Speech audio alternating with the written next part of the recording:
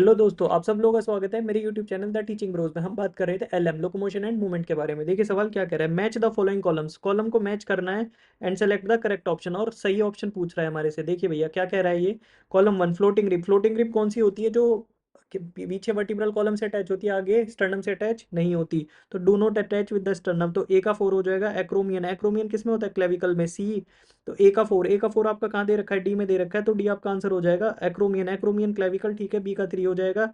Scapula, scapula located between second and seventh rib, पता ही है। क्लेविक, ये स्कैपुला पीछे वाली जो बोन होती है शोल्डर में जो दिखती है, that is scapula.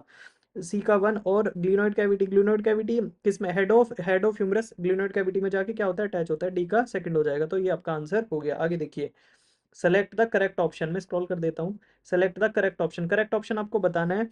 There are 7 pair of vertebrosternal, 3 pair of vertebrochondral. मतलब 7 pair of vertebrosternal, vertebrosternal का मतलब पीछे वर्टिब्रल कॉलम से अटैच है, आगे स्टर्नम से, बिल्कुल सही बात है।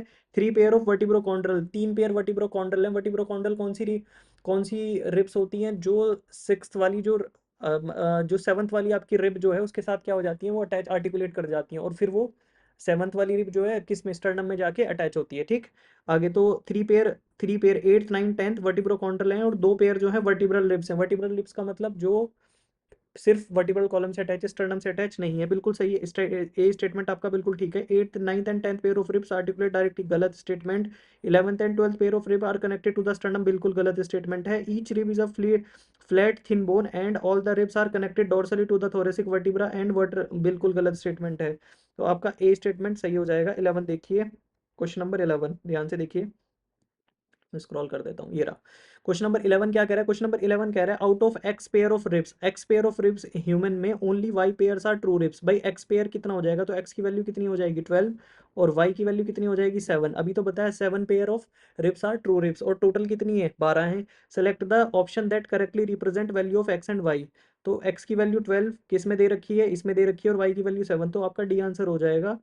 True ribs are attach dorsally to vertebral column and ventrally to the sternum, D आपका आंसर हो जाएगा। बाकी स्टेटमेंट सही नहीं है क्योंकि वाई की वैल्यू गलत दे रखी है सब में, ठीक है। आगे देखिए, which of the following is not a function of the skeletal system. Skeletal system का कौन सा फंक्शन नहीं है? लोकोमोशन है, प्रोडक्शन ऑफ इराइथ्रोसाइट्स भी है, ठीक है। लोकोमोशन है, प्रोडक्शन ऑफ इराइथ्रोसाइट्स भी है, स्टोरेज ऑफ मिनरल्स, ये तीनों फंक्शन है। प्रोडक्शन ऑफ हीट नहीं है। अगला देखिए, ग्लिनोइड कैविटी। ग्लिनोइड कैविटी किसमें? मैंने स्कैपुला में बताई थी। उसमें कौन आर्टिकुलेट करता है? ह्यूमरस करती है विद स्कैपुला। आंसर क्या हो जाएगा? B. Thank you so much for your patience listening.